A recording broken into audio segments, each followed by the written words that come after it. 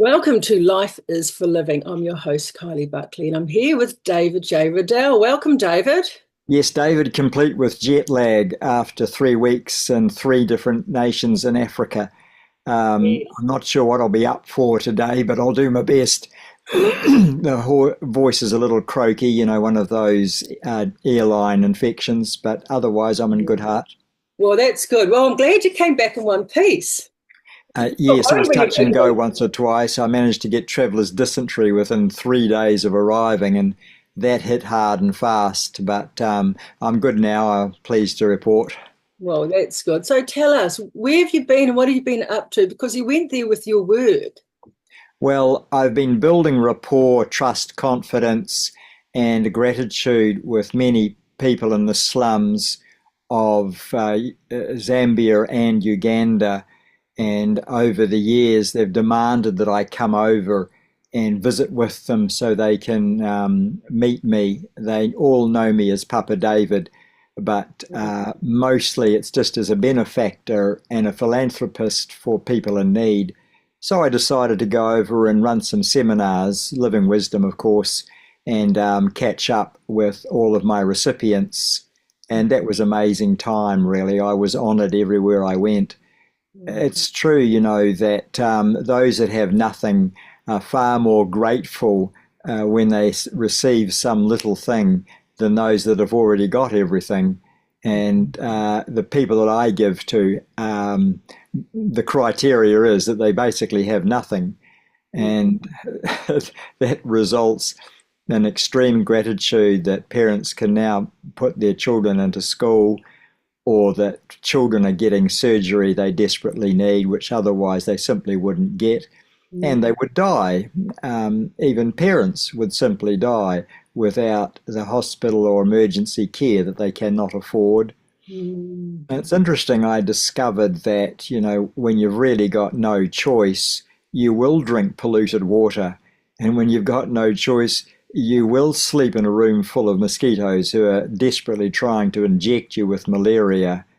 And you will end up with typhoid or malaria or one of those overcrowding diseases. And there's nothing like a trip to Africa to remind you of how grateful we should be for what we've got here in Kiwi land. Absolutely.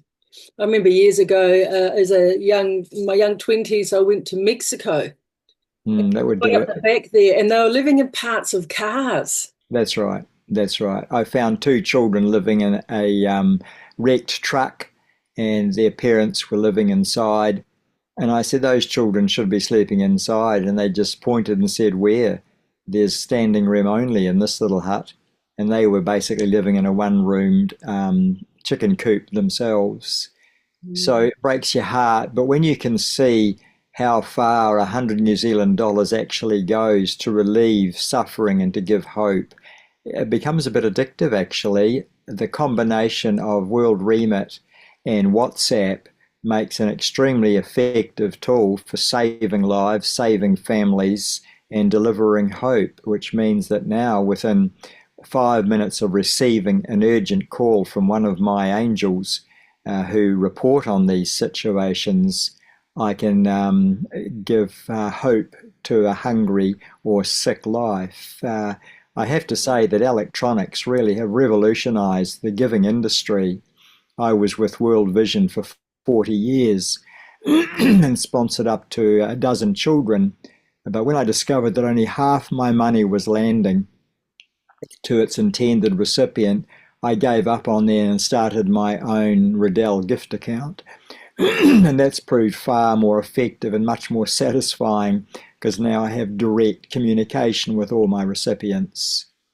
And when I mentioned David's angels, they are people that the people in the slums trust, and they go out looking for desperate cases on my behalf.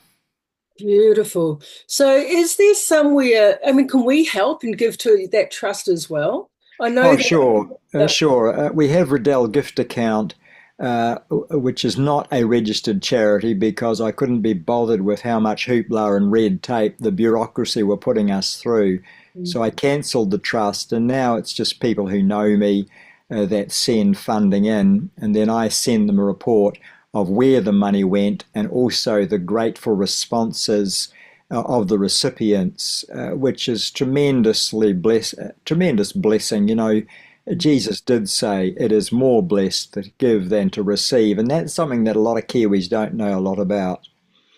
Certainly we have some great philanthropists and givers in New Zealand, but we could do with far more.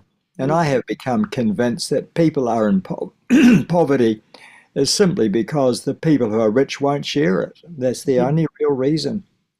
When I've seen what my meagre funding can do to make a difference in a slum area, and I visited 3 slums while I was there, one in Kampala, Uganda, one in Ndola, the copper belt of Zambia, and again I worked for a week in 2 orphanages down in, near Victoria Falls, Livingston, that's right.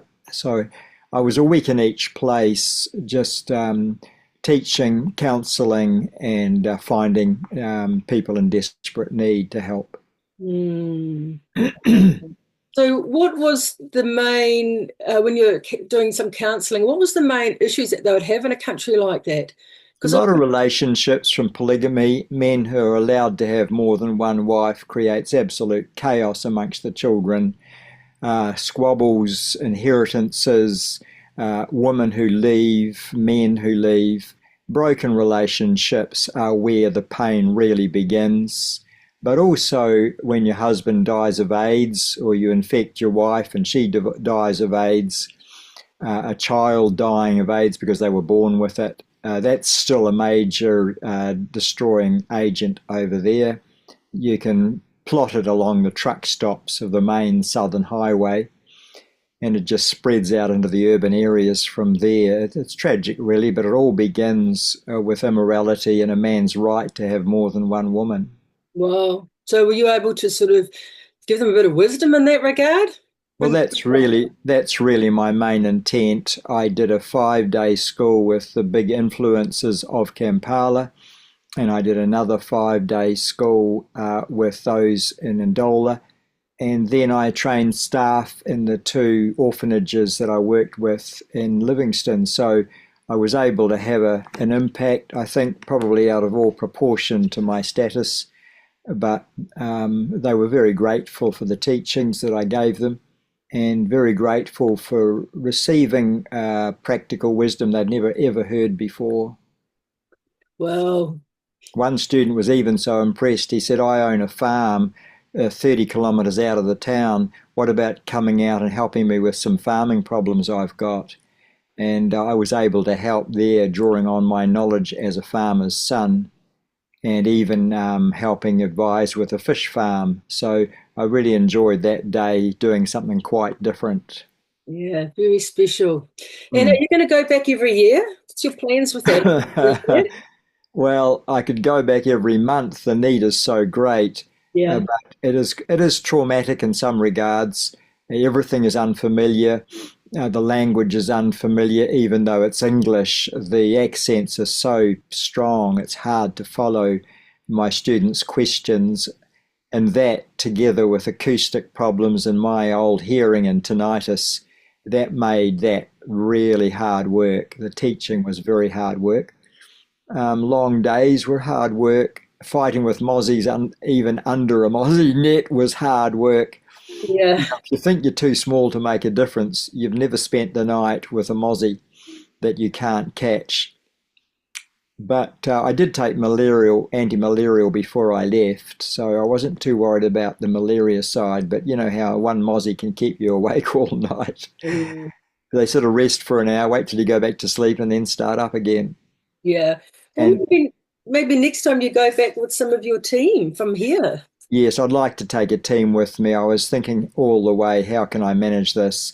I'm not very good at herding cats, so I won't be taking anyone who wants to do their own thing. But I would certainly like to take a team of Christians who want to make a difference, because it opens their eyes to the opportunities and it opens their eyes to what's needed. It's just my nightmare is herding people through an international airport that covers about 100 acres. You know, it's quite a challenge. Oh, well, that's excellent. Well, it's lovely to hear what you've been up to and to have you back with us. And it's good Yeah, to get on and yeah. do some more of these videos so that we can Well, help. I can put some pictures up sometime. I've got plenty of pictures to put up, but I got to tell you that the best thing is coming back to no barking dogs going around you all night long. Uh, no pollution all night long because people leave it till the night time to light their rubbish fires, and the smell of burning rubber and every kind of rubbish is really hard. You've got to shut your windows at night. Um, so that and unfamiliar food I'm not very good with. I ended up one day just eating in my room, and my favourite choice was Kellogg's cornflakes and white grapes. I've discovered it's a delicious combination Oh, and no. quite good when you're suffering from the trots too. Yeah, yeah. Oh, Anyway, I went to stretch myself, Kylie, because there's no growth inside your comfort zone, is there? that is so All true. growth, all growth takes place outside your comfort zone. And at one point, I thought I'd really overdone it, but it's nice to come back to the familiar.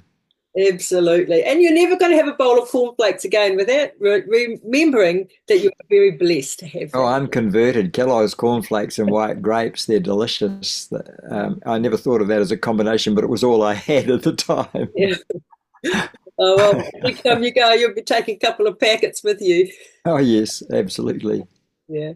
Excellent. Oh, thanks, David. We'll leave it there and we're going to do another recording on Life is for Living, guys. And we're going to put up uh, maybe your charity so that people can donate if they like. Because I know when I did my course a year ago or so, David nearly every day came in and said, well, today I've just sent so many children to school. Today I've just housed a family. Today. It's pretty addictive when you can change a life and give them hope in 5 minutes that they never would have had. And the amounts don't have to be big, you know. I can make a difference for $50 that they will never forget. Yeah. And that's what we're meant to be doing, isn't it? Clothing, the Well, poor and Jesus did say, you know, I was hungry and you fed me. I was in prison, you visited me. I was sick and you helped me.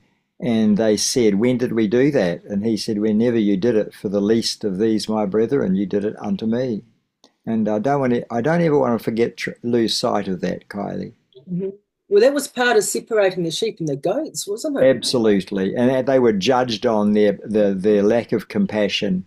The divisory line was whether or not they were living and loving in compassion or whether there was no compassion there. And by definition, you know, a narcissist is somebody who lacks all sense of social compassion. Right. Yes. Yes.